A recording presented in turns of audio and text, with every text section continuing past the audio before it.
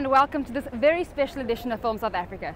Today I'm flying solo. My current location is Durban's fabulous Golden Mile, and the occasion is the 35th annual Durban International Film Festival. So buckle up and be prepared to be inundated with all the news, views and reviews on South Africa's premier filming events as we kick off the show with the happenings of the opening nights of the Durban International Film Festival. A visual feast awaits avid moviegoers.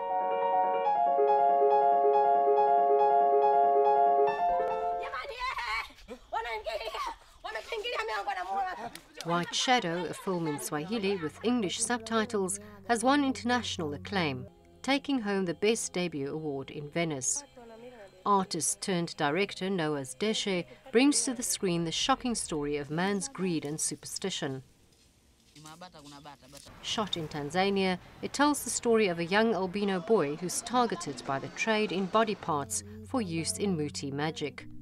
Films from South Africa and the continent are well represented. I think there's a little bit of an idea that film festivals are for a certain kind of group of people, for an elite group or for filmmakers, whatever, but that's absolutely not the case. This festival is for everyone. It really is for the people of Durban and for the people of South Africa and beyond.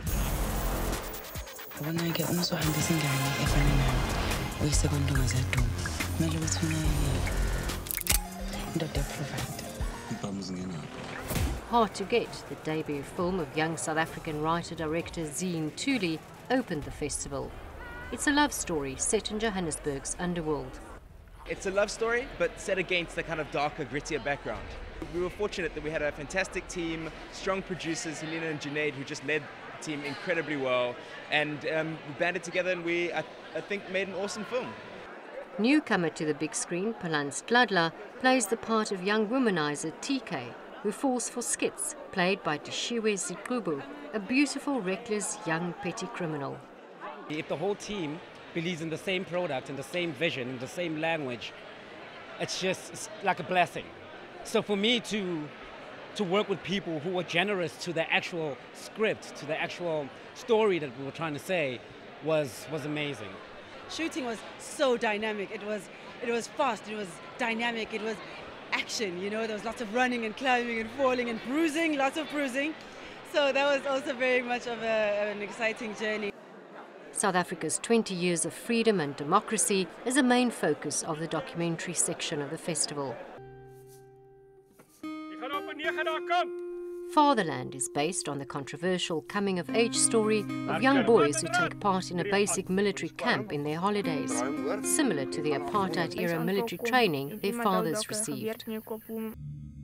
While A Snake Gives Birth to a Snake takes up the story of a group of actors who share South Africa's experience of truth and reconciliation with others in troubled areas such as Northern Ireland, Rwanda and the former Yugoslavia. What was amazing is that this group of actors was able to get behind a lot of what couldn't be discussed politically, socially, within families. And that was what's amazing about watching this documentary, is that you really get to see that debate open up. New to the program this year are a number of fascinating film features on architecture. The Industrial Development Fund is one of the key players in growing South Africa's film industry, and as such the IDC took this opportunity at the Durban International Film Festival to announce a fund that is going to help emerging black filmmakers. What we've launched today is a fund that's going to promote production of film by emerging black filmmakers, and it's called the Emerging Black Filmmakers Transformation Fund. Specifically, when we're looking at emerging black filmmaker, we're actually looking at a black producer or a black director, and they must own at least 51% of the special purpose vehicle. And when you say own 51%, what do you mean by that? So they must actually have majority control, because this is for transformation emerging black filmmakers. This is actually the very early stages. We're still looking at a pilot project, and we're going to actually review it annually. And if need be, if we have to increase the budget or there were questions regarding the marketing, then that's something we will actually consider at a later stage. Right now, we're going to actually look at a production budget of the 4.5 and 500,000 over and above that. The first phase, we're looking at 6 films per year for 3 years. That's 18 films. We will look at it and try and extend it to 10 films per year for 3 years, which is 30 films. Okay, so it's also targeted at black directors who will be supported by black producers. Yeah.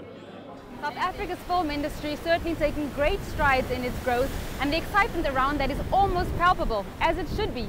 The industry this week received a further boost when one of the country's biggest producers announced the establishment of a new film fund. The talent of South Africa is without dispute.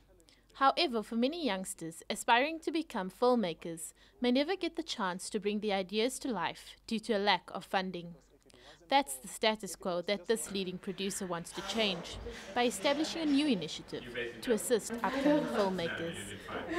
I feel that now we have an emerging new group of talented young filmmakers who understand international cinema, and we felt, well, let's commit to them to make films that can be modestly budgeted, that are commercial, that could find audiences in South Africa and internationally. So the kind of films, you know, whether they're comedies, whether they are action or you know, any genre, I think that the young filmmakers coming out of film school are thinking that way. And so I'm hoping, together with the new technologies that are available, we can actually make some inroads in this way. The establishment of this new film division by Sing's Video Vision adds to an increasing number of similar platforms already created to enable filmmakers to make films. Among these are institutions such as the National Film and Video Foundation.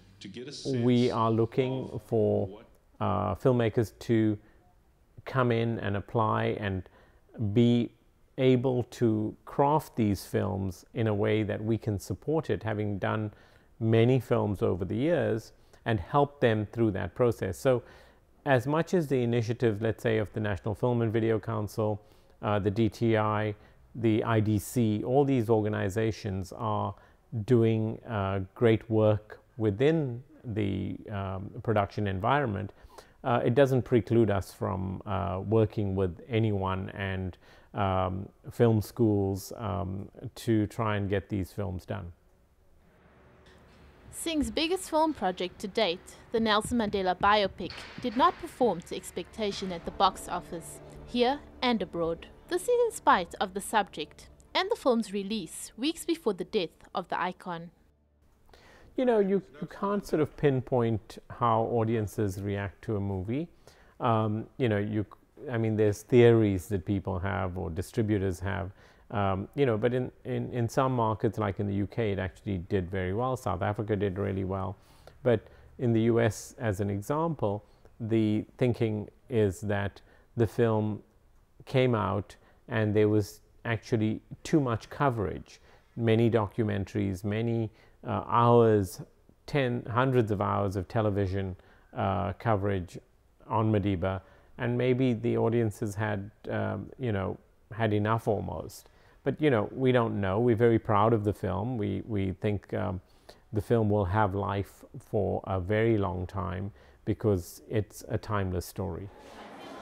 Notwithstanding the inability to predict the failure or success of a film at the box office, cinema remains an attractive career path for many. And the emergence of initiatives like Video Visions can only refine the abundant raw talent available.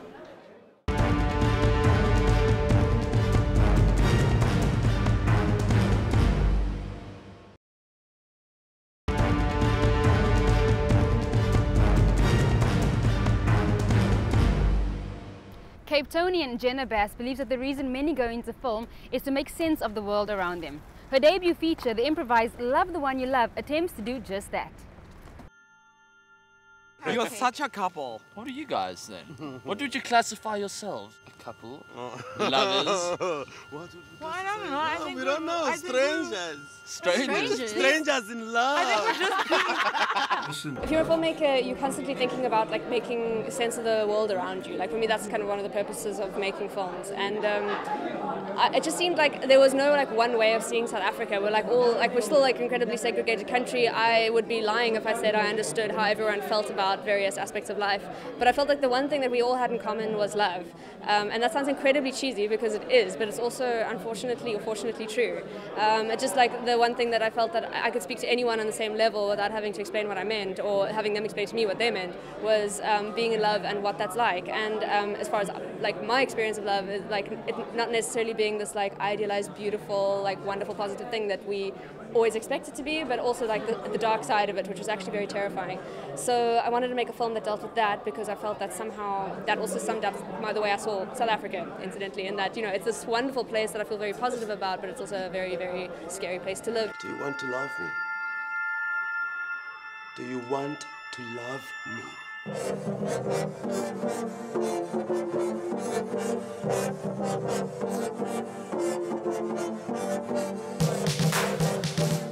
I'm from Cape Town, and I'm always trying to like broaden my horizons of what Cape Town is, because it's like I feel like I'm always learning more about it. There's always a new part of Cape Town that I don't know about, or you know, it's just this like constantly expanding universe. And so I wanted the people in the film to represent that. So it was like, I mean, you can never like completely represent that, but I wanted to somehow have people in it that you've kind of always felt that you knew someone like that, or that you've seen someone like that on the street. And if you pass someone on the street like thinking like they've been in love and they've faced disappointment and they've faced the euphoria of love, and why aren't we talking about that? Because we could understand each other, but instead we're just walking past each other. So yeah, I wanted to go like what's going on in the private lives of people that I might not usually speak to. Nigeria is believed to be one of the biggest film markets after the US, China and India. But Nollywood has been harshly criticized for being too informal, making it very difficult to gauge its successes and its failures. Nigerian filmmaker Chika Anadu told us that the way to the country's cinematic future is through the pursuit of knowledge. Everyone talks about education, but even with something like film, you need an education in it, especially the technical aspect. That is one thing. You know, when we compare ourselves to the South Africans, you know, we're way behind, because in South Africa there's a proper, you know, film schools, and you can really learn the technicalities of filmmaking. And it's when you know those technicalities that you can even be more creative, because it's like, you know, you have more tools to be able to express yourself. And we don't have those. You know, we have some film schools, but they're not proper. You know, so we don't have the technical know-how. And I think when we sort of improve more in the production value and in our storytelling, all the other things will fall into place. When we have better, you know, a better body of work, you know, films in Nigeria, then, you know, there'll be then all these sort of mechanisms and ways in which to distribute our films will just come about, because they will have to. They will have to. So I think education first.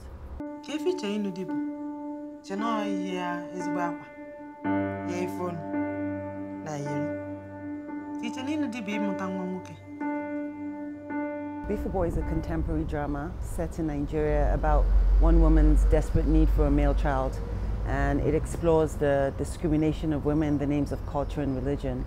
There are two main themes I explore in the film. The first is the uneasy coexistence of modern and traditional culture in Nigeria, where a woman is encouraged to get a great education and a good job, but she must conform and get married and have children, one of which must be a boy. And the second theme is that these injustices against women are perpetrated by other women, sustained by women. So it's like the victims become the victimizers, so to speak.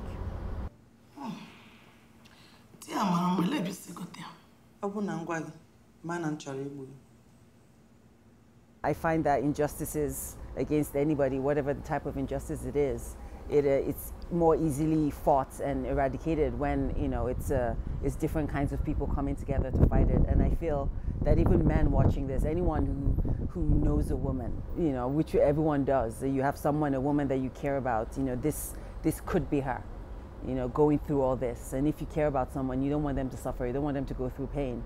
So it's something that, you know, I hope that men will also be able to at least identify with or empathize with my protagonist, and hopefully, you know, also be a voice for these women and for all women in all the discriminations that we face. This is my first time in South Africa, and yes, so for me it's wonderful being here, because it is the film festival in Africa, and they have like a proper film market.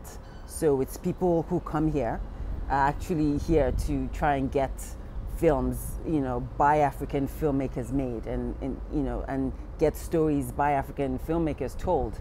And that is very exciting because, you know, I've been all over the world at different film festivals with like huge markets, but you know, the people there are interested specifically in the market of that region and that place. So it's nice to have something like this here, and to have the DIF, and you know, how they're trying to support African filmmakers and getting African stories told by us, you know, because other people have told our stories.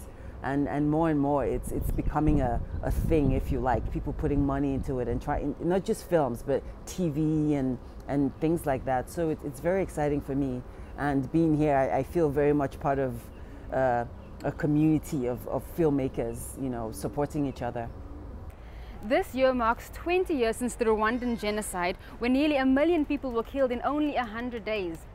One of the filmmakers coming from that era and survived that time has made a film about the Rwandan genocide and asks this one question: how and why does one forgive a mass murderer? During the genocide, I was 8-year-old, and my father was killed.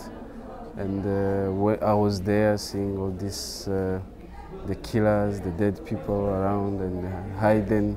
So it was like from my personal experience what I saw, but I tried to create a story that you know, that is from my point of view, according to reconciliation. Because I remember when, after genocide, after like 15 years, people who commit genocide, they were starting to free, you know, to release them from prison because they asked for forgiveness. But for me, I want to know what can make really a killer to be forgiven, because some they kill like 28 people, 70 people, and it's, you know, it's there, it's new. So how can you be forgiven when you did this huge crime? Are you afraid to protect your country? No, sir. Then sing the song of our victory. We shall give! We shall give! We shall win! We shall win! My film is called Imbabazi, the Pardon. It's a story on genocide, but more about how reconciliation can be possible. But it's a story of these two best friends who grew up together in the same village, and one contributing the killing of the family of his friend. And then after, it's how, when he was released from prison, it was a problem to the survivor. So it's how to find, how to live together, because there is all this revenge. The other guy has to find what can make him to be forgiven. So yeah, it's a story which is exploring the past, during the genocide and after genocide. What brings you to Kigali? It's time. Time. Whether we're able to make good decisions or bad, whether we kill or save, our future is in our own hands. I have been making film on war, you know, fighting against war, but that's why I made The Pardon. And my next film also is a war movie based in Congo. I'll be pitching in Locarno, and yeah, after that, now I have an idea to change my mind and go to comedy, because I've been making films that are really making people cry, but I had the responsibility to do it, but at the end I will switch to another genre. So I'm trying to explore everything, every single genre I can make, you know, to keep telling my stories.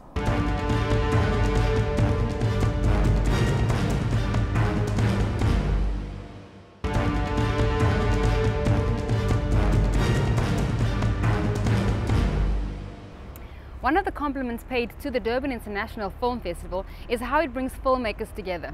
In particular, African writers and directors are impressed by the networking opportunities available at this event. Take the organizer of the Zimbabwean International Film Festival, who used his time in sunny Durban to scout for content. Here representing the festival as a guest of DIF, and also scouting content for our festival, which is on in October from the 4th to the 11th. Our theme for this year is Universal African, and I'll explain it because it's in two parts very briefly. First part being that, you know, we're encouraging African content makers to claim their space on the global market, you know, to make films that have a universal appeal and immediately land them on the global scene. So that, and the second part is that we we're paying homage to those Africans who have represented the continent quite phenomenally and positively through the use of media of film. The Zimbabwe film industry at the moment is choking under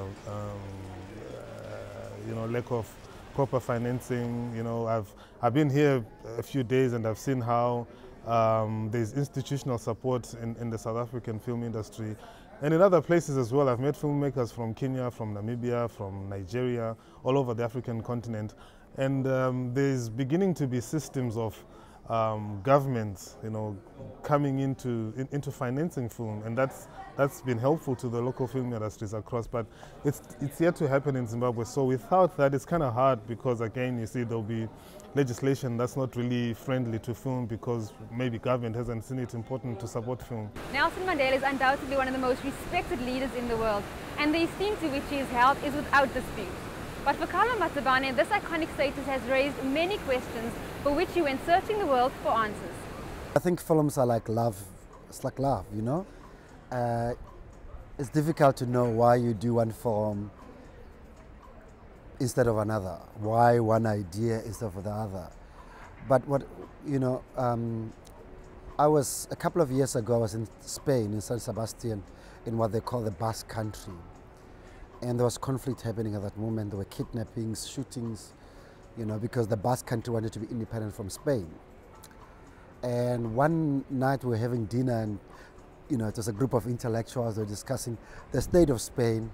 And one of the guys said, I've been to South Africa during the Truth Commission, and what Spain needs is a Nelson Mandela to unify the country. And I thought this is fascinating, that somehow from his perspective, Nelson Mandela can resolve the problems in Spain. And I thought that perhaps is true, but also I think it's a little bit of a myth. There is a perception that South Africa is a miracle country, but there were no miracles.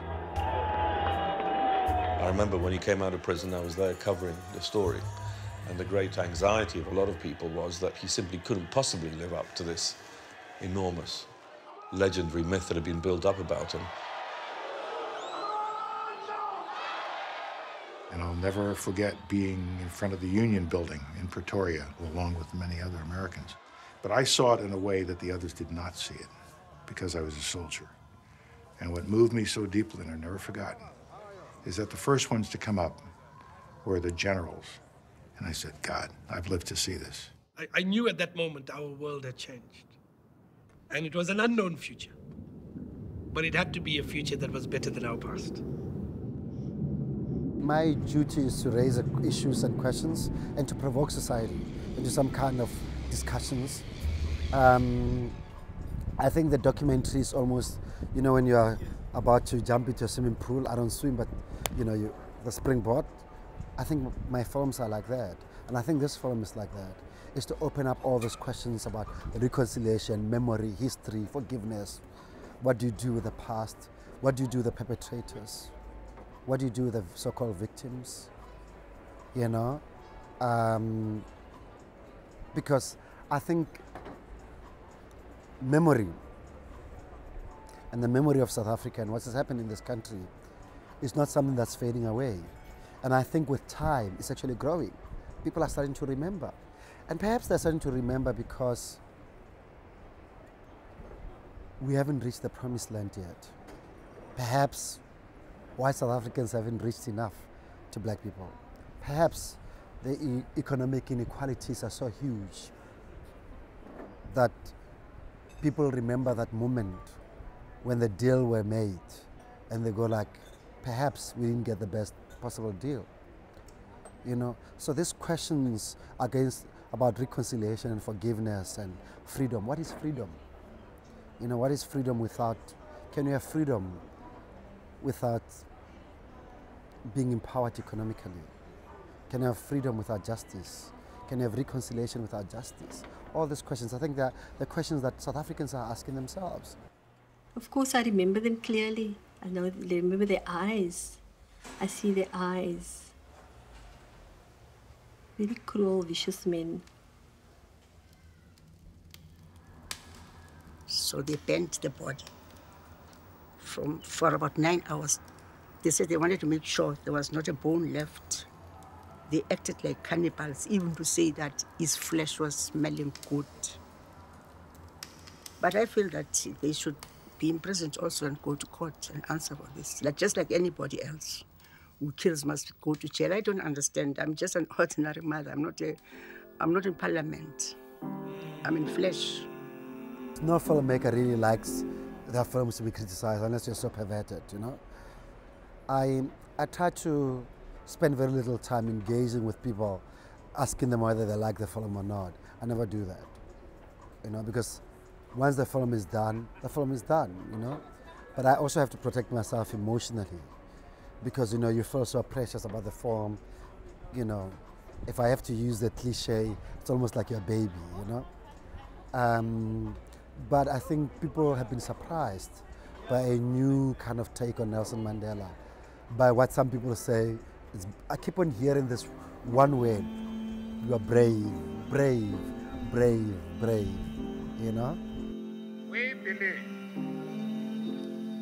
that no South African should ever forget the crimes committed in his name.